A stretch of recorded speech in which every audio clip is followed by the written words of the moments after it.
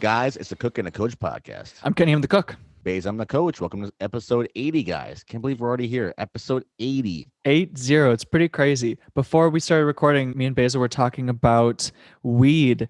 And I was talking with my hairstylist about this, actually. She was telling me that it's a common misconception that there's a difference between indica and sativa because now they're so crossbred that they're more similar than they are different. So there's like other specifications that you can look at. I forget the specific words that she was saying, but it's kind of is misnomer the right expression? But it's a common misconception, and I didn't know that. Yeah, my shout out to Spencer over at Chill. Use my chill code when you hear this episode for 10% off your order at Chill Botanicals. Yes, buy it all. Buy everything. So basically, what are we doing? I'm trying to cast a spell on them so they buy all your shit. Is it working? You tell me. Check your pocketbook. You watching a lot of Harry Potter recently? Still inspired? Actually, hold on. My shorts are short right now. Can you see? Wow. I actually do have my Gryffindor MeUndies on right now. You're a full-on Potterhead now. I am a Potterhead. I love it. But yeah, shout out to Spencer. He basically broke that all down to me how there is like a difference, but it's not what people think it is. Like it's a lot more complicated than people realize when it comes to like indicas and sativas and stuff like that. Here's something I heard that was a follow-up to that. She was telling me that if you're having a high that's getting a little bit too much, you're too high. She said that you can try eating whole peppercorns. And something about the makeup of that and the high, it can calm you down. Anyone listening who's really high right now and you're too high, try that out. See, apparently, I don't know if this is true. Maybe this is just an old wives' tale. But apparently, if you take peppercorns and chew them when you're too high, it'll help you get less high. That's interesting. I have to check that out. I know. Well, she was telling me that it's in her stash now. She, along with the various forms, the beautiful substances that she has a little thing of peppercorns in there as that fire extinguisher, as that emergency brake, as that parachute in case things get a little bit too froggy. Hey, sometimes you need a parachute. Sometimes you need a parachute if you get a little too high. Reminds me of Lee Syatt. Remember, Lee Syatt? Joey Diaz's co-host on his old podcast. Vaguely. So he has it since they split up, because they want to move different places. Mm-hmm. So Lee started his own podcast. Yeah. One of them, it's called I don't remember what the name of the podcast is, but it's whatever podcast. And then the tagline is the McDonald's sign says 99 billion served. Mm-hmm. This is the same thing, but it's over 1 million doses of THC served. Or something one over 1 million edibles consumed.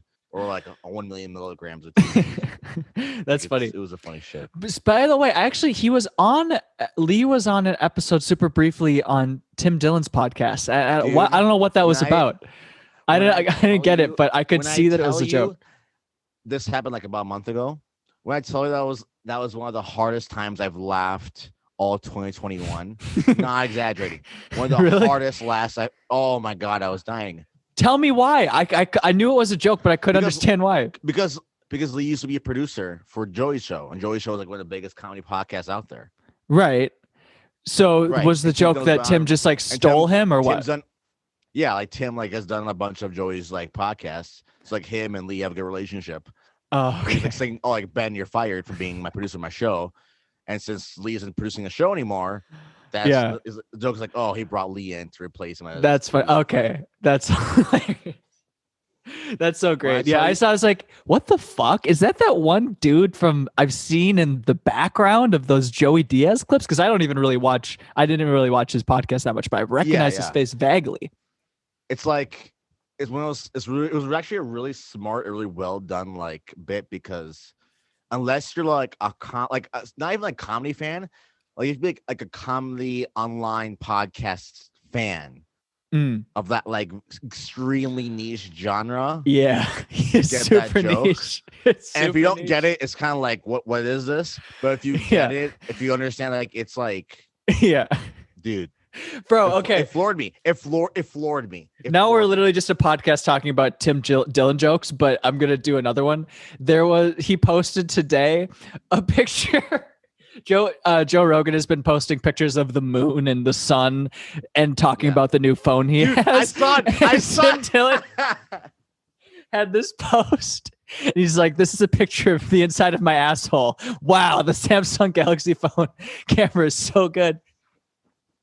Oh, it's so bad. No, that was Google Pixel. Oh, Google, whatever the fuck it is. Yeah. The Google Pixel phone.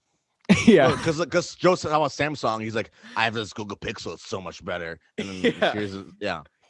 Dude, like Joe said, he's a national treasure. Oh my God, he's so good. You know what it is? It's like he's not the funniest comedian. He's not the most famous comedian. He's not like the most innovative comedian. But what he is like, there's a lot of comedians like self-deprecating and like, like don't have much self-esteem. He's like the total opposite. He's like the most like obnoxiously cocky, like human being, which is the opposite of what comedians are. And there's no one like him, and that's why he's so special. There's only a handful of comedians that do it like that. Yeah, there's like I can't think of any off the top of my head. Well, controversy noted, Chris D'Elia and Brian Callen would be two that play a similar thing where they're like coming at it confident first. Even podcasting, they're both like kind of beta, Maybe Brian Callen is a little bit. I think so, especially Brian. But Tim is just like, I'm right, you're wrong, you're a piece of shit, I'm elite. And he's elite. Yeah, that shit makes me laugh so hard. It's like what Jerry Seinfeld wants to say, almost. Dude, he says some shit. He really says some shit. Rarely, though, on stage or on a podcast. Oh, yeah, not on stage. Well, he doesn't do podcasts, but on like the Comedians in Cars show, which I've seen like every episode of like 5 times. He says some shit. Tim Dillon's what Jerry Seinfeld wished he could have been. If he didn't have to. Not because like success or like what he's doing, but as far as like freedom to like say whatever. Exactly, because Jerry Seinfeld had the network show. He couldn't fly off the handle too much. He had those powers, even though he had stand-up and that was, destroying. But yeah, you can't fly off the handle because of that. I was going to say he makes $178,000 a month. What? On his Patreon. Who does? Tim. $178,000 a month? That's more than Schultz. Are you for real? How did you hear this number? You can just see it. Oh, it just says on Patreon. Yeah, you see how much your creators make. Oh wow, I didn't know that it was visible like that. You can track how much they're making like every week almost on Patreon. As a patron, you can see. No shit. Oh, so you have to be a Patreon member to see how much they're making. Yeah.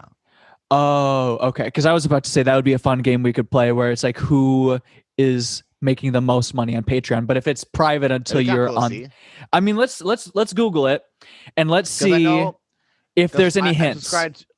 I'm subscribed to Schultz and Joey Diaz. I'm not subscribed to Tim though. But I know like History of Hyena, like Joey makes $50K a month or like $60K a month on Patreon. Okay. History of Hyenas, they're pulling like over $100,000 together. Oh no shit, that's great. Like their show online wasn't huge, but the Patreon was like absolutely massive. Oh, that's great. I wish that they were still doing the show together. I hope that they do a show together again someday. I think one day they'll bring it back when they're like older and their kids like older, like bring it back.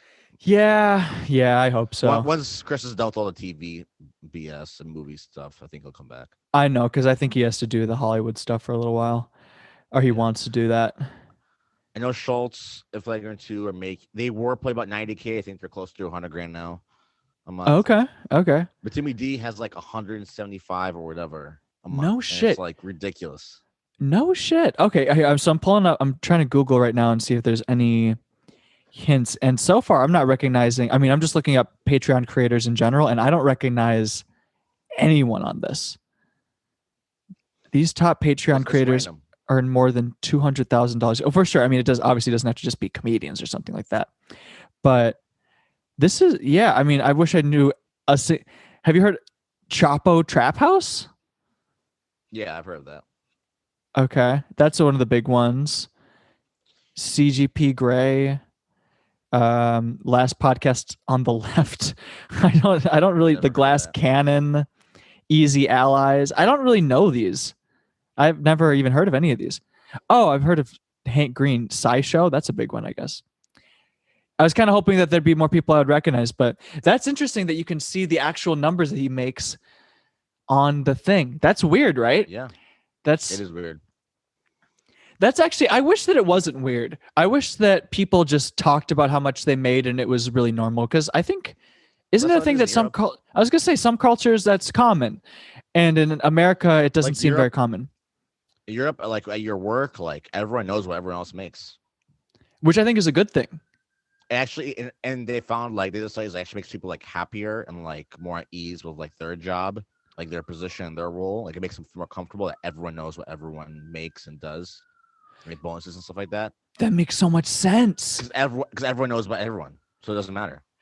Well, it's like, And it's easier to negotiate for salaries too, right. because you can actually negotiate from like a like actual like number standpoint, and then if you prove it, like bosses tend to be more willing to give that extra money because they can actually see the follow the paper trail. Like, okay, this actually makes sense. Whatever.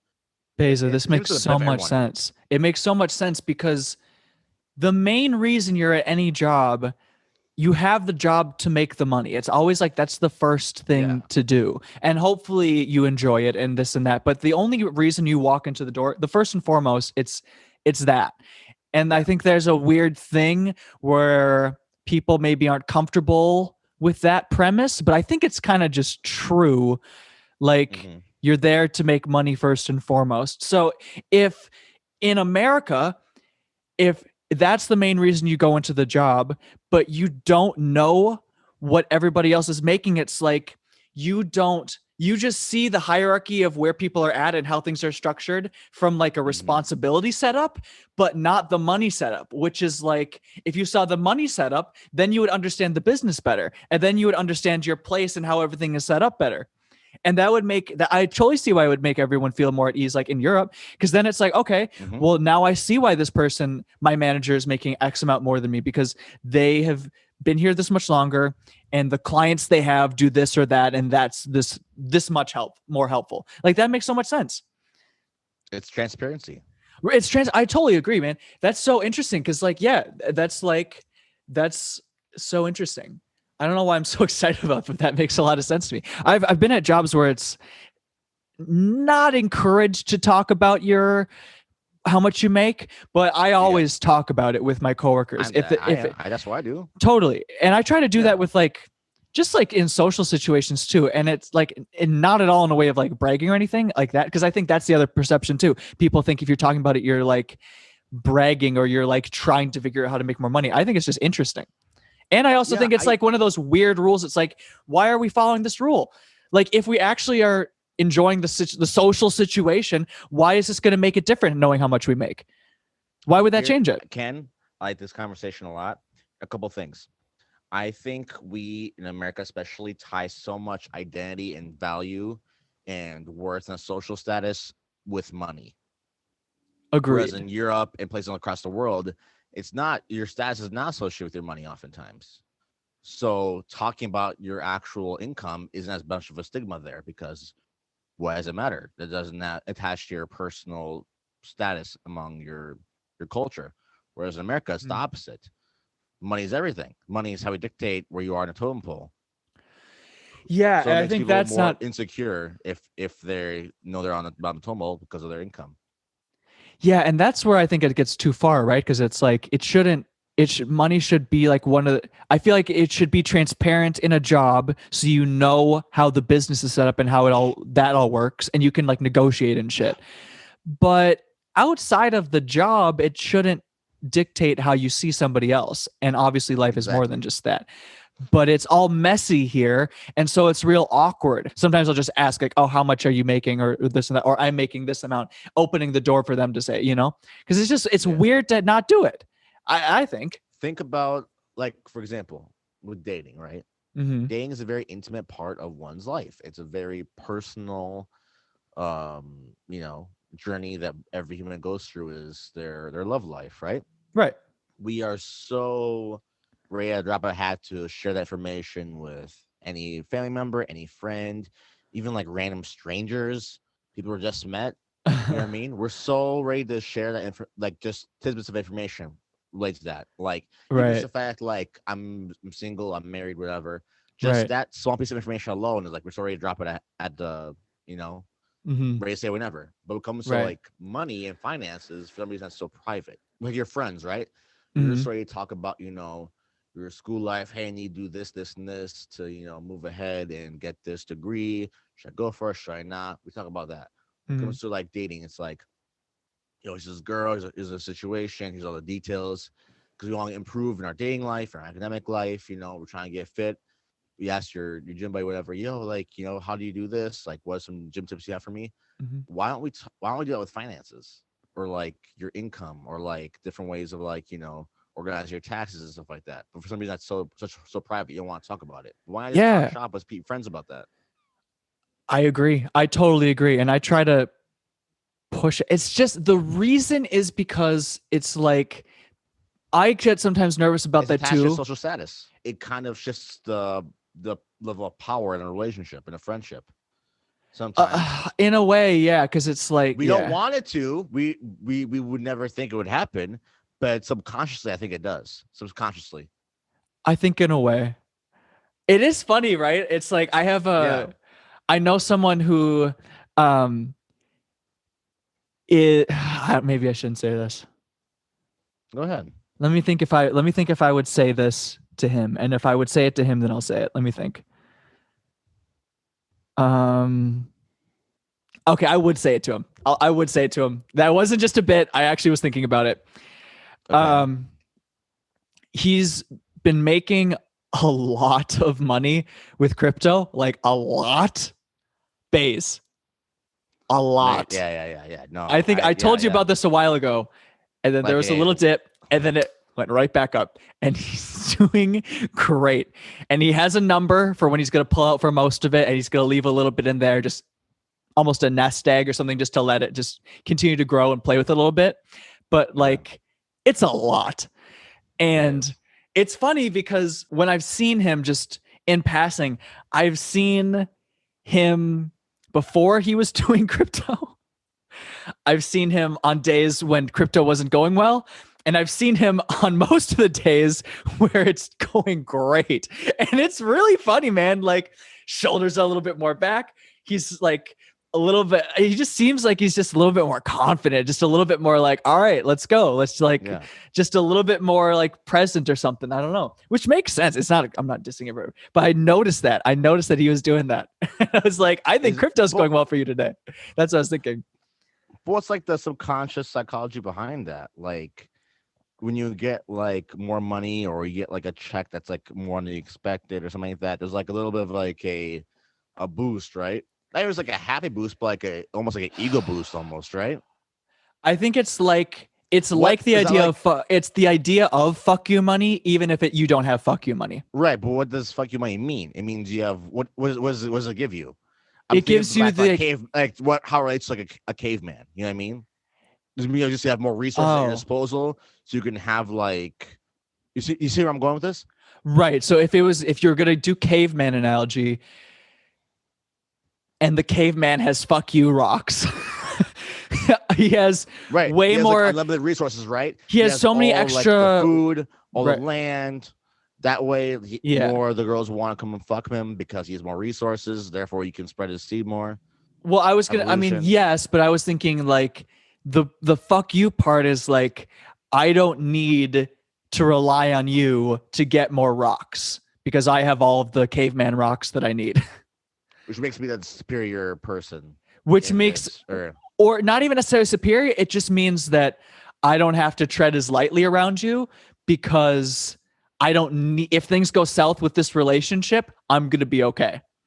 I think that's what fuck you money is. Right? Yeah. That's exactly what it is. Guys, real quick, don't forget to follow us on social media. at TikTok, Cook and Coach Pod on Instagram, and then the Cook and the Coach on YouTube. You can find a link in our bios, both of our individual bios for the podcast, as well as the podcast page on Instagram. You can find all the links to the TikTok, the YouTube, the Instagram, where the podcasts are audio-wise, Spotify, Apple, all that good stuff. Give us a follow, like, share, comment, subscribe, tell a friend, and share some clips, man. We're doing some fun things over here. I think pay stubs should be public for everyone to see. I think there should be like, if you're a part of a company, you should be able to look up anybody's pay stub for any week period and you can track all of it. Full transparency. Agreed. I think that would be good. Full transparency. Now we're just an HR podcast.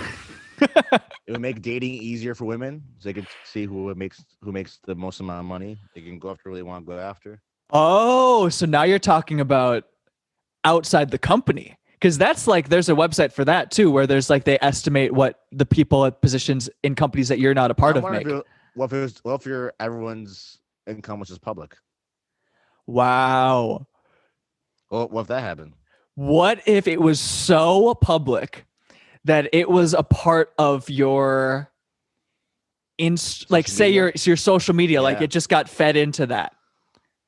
Right up there with like your name. If you did the pronouns are there. Income is underneath that. And birth certificate, your birth certificate. Well, not the social security. Let's not get crazy. But I don't trust people that much. Right now? Dude, I don't think that knowing people see now you're being these fear-mongering corporate managers who are trying to scare away their minions from just talking about their numbers.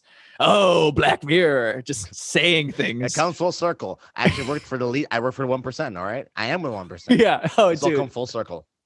Dude, okay. This is just speaking of corporate overlords. Did you see Jeff Bezos, what he got back from being in space? I know he went to space the other day. Yeah, well, we talked about it on the podcast he was going to, but they did the first trip. But that was like maybe he'll, maybe he won't. I didn't realize he was going. No, he came back, and the video they're like, has this inspired you to push deeper into space? He's like, hell yes. And he was so like, and just like that, but like insane. He's a lizard person. It's coming Bro, out. He said something that was lizards are supposed to go. They're supposed to go to space. First of all, yeah, lizard people aren't supposed to be in space. They're supposed to come from space. Maybe he should be in space. Maybe that's actually where he belongs. Because he is a lizard person. He got in space. He got into outer space, and then he started like transforming back to his old stuff. Skin, and he was freaking out everyone on the plane. So yes. Down in emergency. Yeah, and like many reptiles, like as he was coming back down, like his tail came off again. Like he lost the tail after it grew. So he said, Jeff Bezos. First of all, just as a disclaimer, because I don't want this to sound a certain way, people will complain about billionaires, and it's like they'll complain about like Jeff Bezos, Elon Musk, Bill Gates, and like maybe a handful of other people. But like there's like a couple buzzword names, and it's clear it's like these are the only people who make $1 billion whose names you even know. You don't even know the other people's names. And by the way, these are the public billionaires. These are the people who will tell you that they made $1 billion. Do you think that everyone is honest and everyone tells you? Speaking of salary transparency, do you think that people who make astounding amounts of money are always honest with how much they make or even tell you? Wait, Ken, are you talking about billionaires or trillionaires? Because there's some trillionaires in Saudi Arabia. Thank you. That's what I'm saying. And that's the thing. No one knows. The people who are complaining about like Jeff Bezos, fair enough, but like you don't even know the name of the person who makes more than him. You don't even know that person exists, and that person is out there. Exactly, dude. Multi-trillion-dollar family. You don't know anything about them. That really annoys me. But anyways, Jeff Bezos said something that was. He said it. Oh my gosh, it was like. Wow, this is like what a movie villain would say. He was saying that basically there's a lot of industries on Earth that cause pollution. Yeah. And so he was saying in the future, we can get those industries and do the work in space so we don't pollute Earth. And then basically his point is we can pollute something else and then bring the shit here so we don't pollute here because here's the best. Now, this is the thing, and now he's saying it, the way he said it is like, just from, you're hearing it right away, it's like, oh, maybe he's trying to save the planet. But here's the dark thing. He's not only saying that those jobs are going to be, if I understand, he's not only saying those jobs are going to be automated away. He's saying that they're going to be off of the planet. Think about someone with that much money saying, your job, you're so useless that I could have a robot do your job in space and you don't have anything to do. Think of how dystopian that is. Think of losing your job and then looking up into the stars and knowing that there's a machine doing it and going to be sending it down from the heavens. I love it. How wild is that? If that's not a psychopath, I don't know what is. Dude, and he was like, look, this isn't for me. I'm going to be dead before this gets done. This is for the planet. And it's like, oh, man. Who wants to hang after the next psycho? Man, I just thought that was so dark. He wants to freeze his brain and live to be 5,000 years old. Dude, you got to look up that video. It's on TikTok. You got to look up the video of him laughing. It's so... Was that insane? Oh, man. Was his skin about to come off? Oh, man. The mask, he was the little puppet. Hyper as fuck. Now, to be fair, if I came back from space, I probably would be too. But wow, that was crazy looking. Or here's a different take on it. Maybe Bezos was so excited and wowed by space, it was the first thing in his life that humbled him. He's the richest man in the world. He's the richest man in history. So what if like going to space like really humbled him and like realizes, oh wait, I ain't shit. I mean, think about it. Like, how's your psyche and brain doesn't not break when you go to space? Oh, I mean, I hope it does, man. I think it's a good thing to have that happen. Who's the other? There's another billionaire who was just in space. Was it Richard Branson? Was he in space or was it? What was his thing? It was a space flight. Yeah. It was like barely in space. But what did Richard Branson do? What is his thing? Why is he rich? He owns lots of like companies. I don't know. I just know his name. Yeah. He's just a guy. That's what I see. Dude, we talked about Kim Possible the other week. Dude, he looks so much like he would be a character on Kim Possible. If you're watch the video podcast, sure. Oh my God, he looks exactly like a super rich guy on that show. That's unbelievable. With the accents and everything too. That's hilarious. That's been another episode of The Cook and the Coach. Hopefully the audio will be better next episode. Our bad. Taking care of for you. So again, thank you so much for listening, and we will see you next time. Peace.